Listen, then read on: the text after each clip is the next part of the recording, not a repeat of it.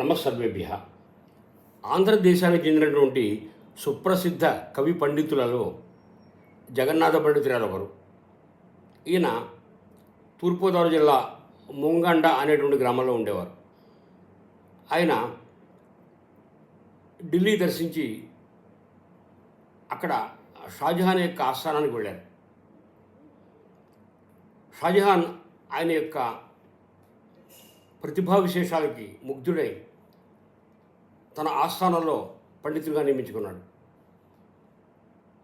ఆ జగన్నాథుని యొక్క సంరక్షణలో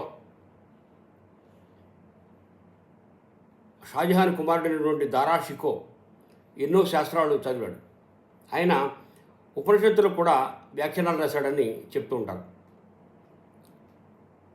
ఇక జగన్నాథ పండితురాయలకి ముంతాజ్ బేగం తండ్రి అయినటువంటి ఆసఫ్ ఖాన్తో కూడా చాలా మంచి స్నేహ సంబంధాలు ఉన్నాయి. ఆయన మరణించినప్పుడు ఆసఫ్ విలాసం అనేటువంటి ఒక స్మృతి కావ్యాన్ని ఎలిజీ అంటారు, వ్రాయడం మనం గమనిస్తాం.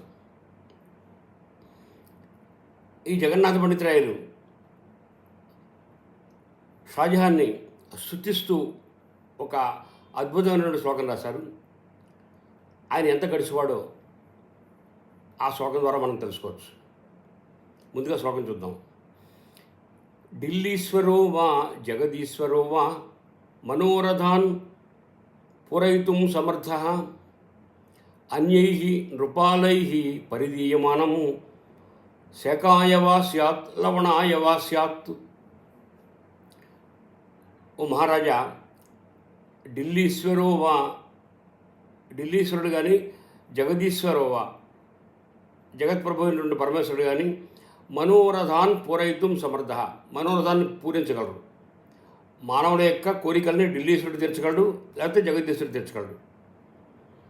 అన్యై నృపాలై పరిదీయమానం, సామాన్య రాజులు ఇచ్చేటువంటి ధర్మం చూసారా, అది శకాయ వా స్యాత్ లవణాయ వా స్యాత్, అది కూర కొనుక్కోవడానికి ఉప్పు కొనుక్కోవడానికి బాగా చేస్తుంది.